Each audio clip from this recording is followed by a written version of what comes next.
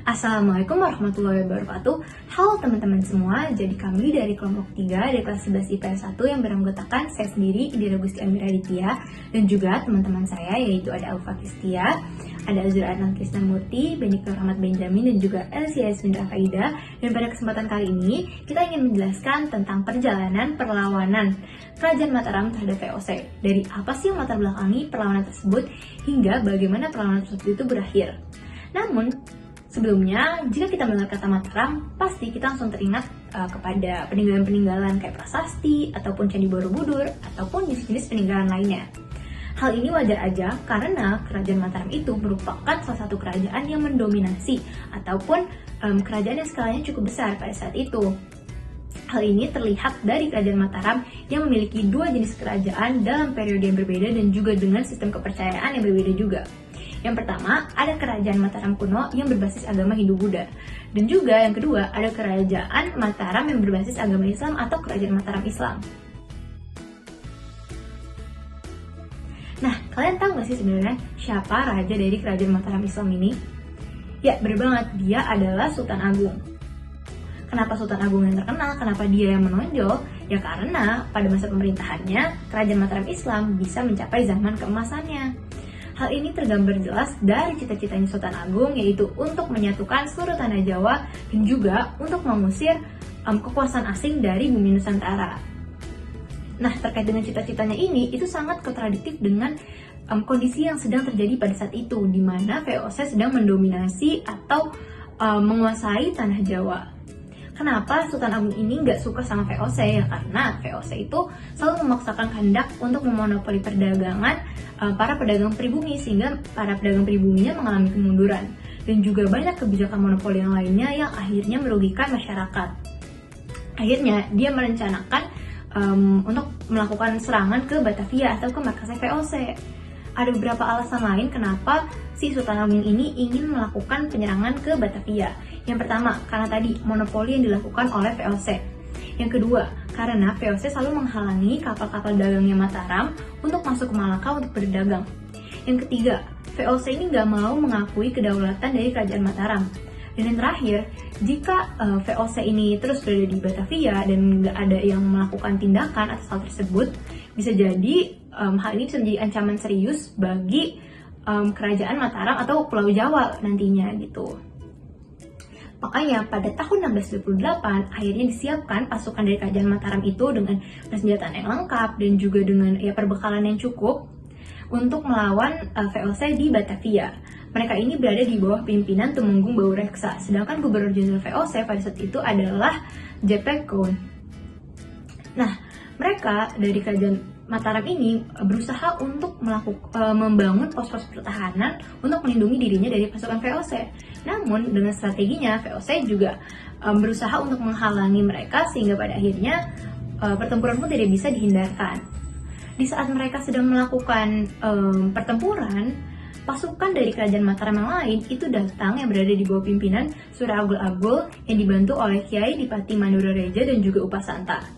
Dan juga nggak cuma dari Kerajaan Mataram aja, Laskar orang-orang Sunda, pasukan mereka ini juga membantu Kerajaan Mataram mengepung seluruh titik di Batavia gitu, yang berada di bawah pimpinan Dipati Ukur.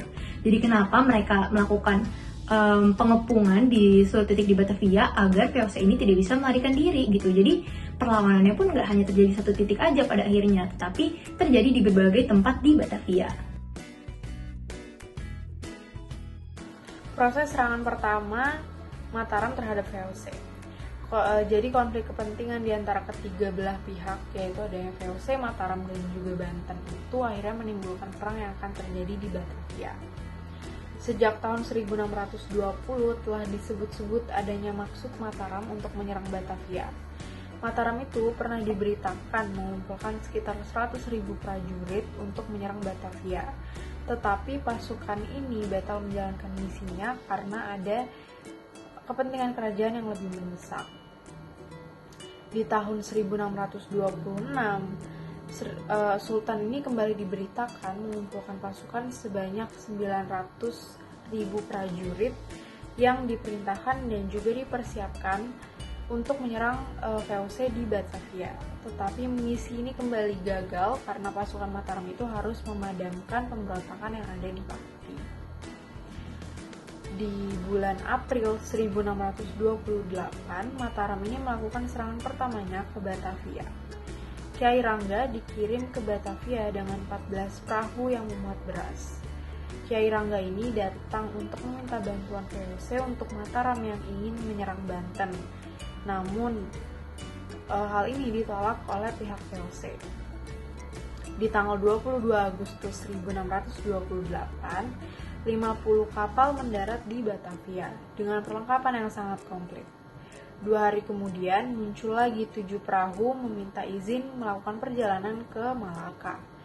VOC ini ternyata telah menangkap sinyal serangan yang akan terjadi.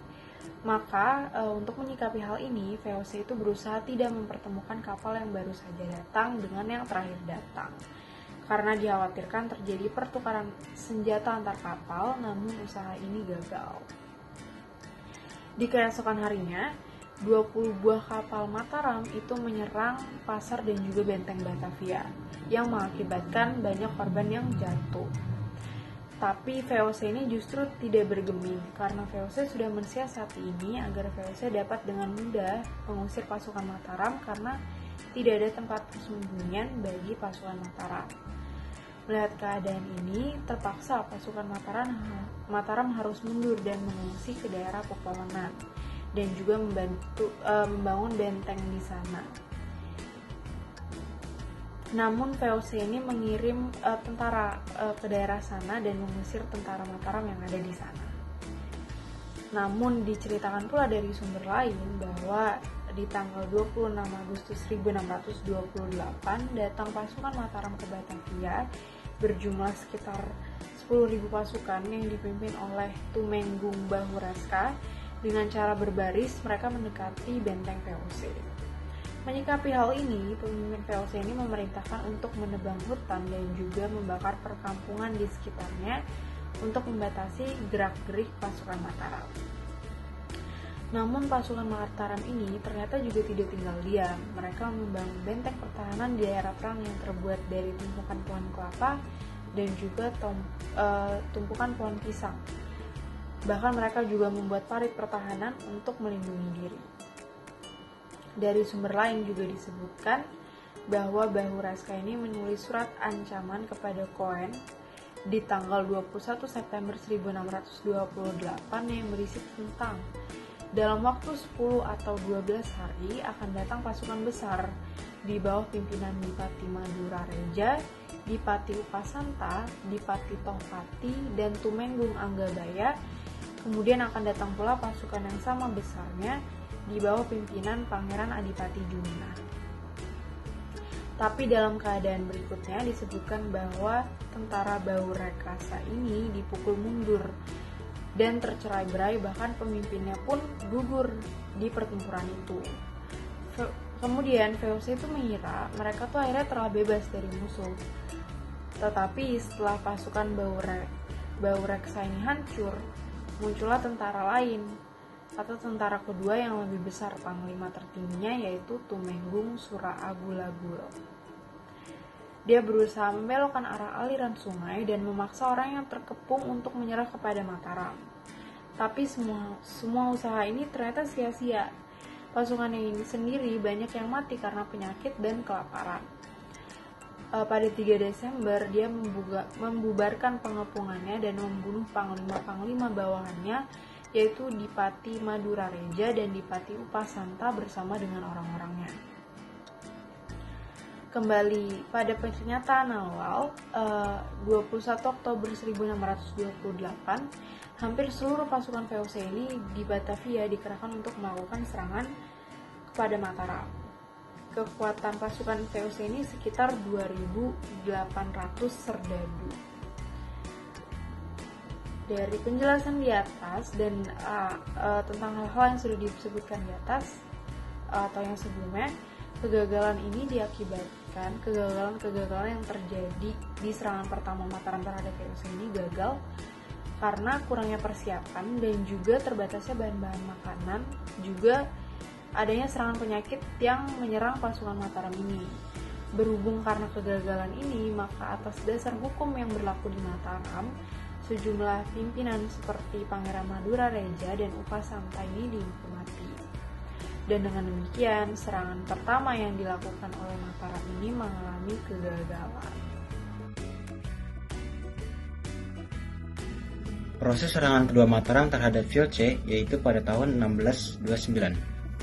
Setelah mengalami kekalahan pada serangan yang pertama, yaitu pada tahun 1628, Mataram kembali melakukan serangan yang kedua, maka persiapan pun dilakukan.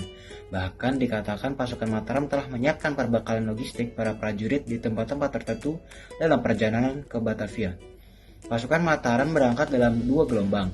Yang pertama berangkat akhir Mei 1629 dan yang kedua 20 Juni 1629. Dan pada bulan Agustus pasukan Mataram ditargetkan telah di Batavia. Pada 20 Juni 1629, ada kejadian penting yang akan merubah jalannya cerita kemenangan pasukan Mataram dalam menghadapi Vlce. Mataram telah mengirim sekelompok utusan sebagai mata-mata, namun salah seorang utusan malah membocorkan rahasia dan siasat ini. Maka pada para utusan tiba di Batavia yang kedua kalinya, ia ditangkap dan diinterogasi perihal kemungkinan serangan Mataram yang kedua yang bakal terjadi. Mengetahui Mataram hendak melancarkan serangan keduanya Vlce, lalu membakar seluruh perbekalan logistik Mataram di seluruh tempat. Pada 8 September 1629, pasukan Mataram menggali parit pertahanan yang dilindungi kayu dan bambu. Parit ini digali dari markas pertahanan pasukan Mataram menuju benteng Hollandia Vlce. Namun, seperti biasa, Vlce selalu bisa menggagalkan proyek pertahanan Mataram tersebut. Terdapat pula kelompok lain yang juga berusaha merongrong pertahanan benteng Bommel. Beberapa prajurit berusaha masuk ke benteng untuk membuka pintu, namun sebelum hal itu terjadi, pasukan Vlce telah menembaki prajurit Mataram tersebut. Pernah pula pasukan Mataram berencana menyerang tembok benteng Vlce dengan serangan meriam Mataram. Namun Vlce di bawah pimpinan Antonio van Diemen bisa mengatasi serangan itu, bahkan melancarkan serangan balik pada Mataram. Dalam beberapa sumber disebutkan bahwa pada tanggal 20 September 1629, Gubernur Jenderal Jan-Pieter Zoon Kon meninggal dunia karena serangan penyakit. Pada hari yang sama terjadi serangan besar-besaran pasukan Mataram dan serangan puncak. Serangan ini tertuju pada benteng West. Banyak pasukan Mataram tertawan oleh pasukan Vlce. Maka pada suatu saat tawanan pasukan Vlce sudah terlalu banyak yang tentunya menambah dana logistik Vlce, maka diputuskan untuk menghentikan penawanan. Kegagalan pada serangan puncak ini akan berakibat pada hilangnya semangat juang para prajurit Mataram ini. Tapi sebenarnya akibat kekalahan tentara Mataram terletak pada kurangnya bahan makanan atau logistik pasukan Mataram. Pada umumnya tentara Mataram mengalami kelaparan, bahkan disebutkan banyak yang meninggalkan arena peperangan karena kelaparan. Tokoh-tokoh perang Kesultanan Mataram terhadap VOC. Yang pertama ada Raja Mataram bernama Sultan Agung Hanyakarakusuma. Ia merupakan Raja Mataram yang paling gigih menyerang VOC di Batavia. Perlawanan Sultan Agung terhadap VOC di Batavia dilakukan pada 1628 dan 1629. Sultan Agung Hanyakarakusuma menyerang VOC di Batavia sebanyak 2 kali, meskipun dua-duanya belum memperoleh keberhasilan. Kemudian tokoh yang kedua ada Tumenggung Bahorekso. Ia memimpin perlawanan rakyat Mataram terhadap VOC di Batavia yang dilakukan pada bulan Agustus 1628. Walaupun pasukan Mataram kelelahan akibat menempuh jarak yang sangat jauh dengan persediaan bahan makanan yang mulai menipis, mereka tetap mampu melakukan serangan terhadap VOC di Batavia sepanjang hari. Selain Sultan Agung dan Tumenggung Bahorekso, ada juga Dipati Pugar dan Dipati Purbaya yang memimpin perlawanan rakyat Mataram kedua terhadap VOC di Batavia yang dilaksanakan pada tahun 1629. Meskipun persediaan bahan pangan sudah mulai menipis, pasukan Mataram yang dipimpin oleh Dipati Pugar dan Dipati Purbaya tetap mampu menyerbu Batavia dan berhasil menghancurkan benteng Hollandia. Penyerbuan berikutnya dilanjutkan ke benteng Bommel, tetapi belum berhasil karena pasukan Mataram sudah mulai kelelahan dan kekurangan bahan makanan. Akibat perang Mataram terhadap VOC. Perlawanan pasukan Sultan Agung terhadap VOC memang mengalami kegagalan, tetapi semangat dan cita-cita untuk melawan dominasi asing di Nusantara terus tertanam pada jiwa Sultan Agung dan para pengikutnya. Sayangnya, semangat ini tidak diwarisi oleh raja-raja pengganti Sultan Agung. Setelah Sultan Agung meninggal, Mataram menjadi semakin lemah hingga akhirnya berhasil dikendalikan oleh VOC. Sunan Amangkurat I sebagai pengganti Sultan Agung merupakan raja yang lemah dan bahkan bersahabat dengan VOC. Ia juga bersifat reaksioner dengan bersikap sewenang-wenang kepada rakyat dan kejam terhadap para ulama.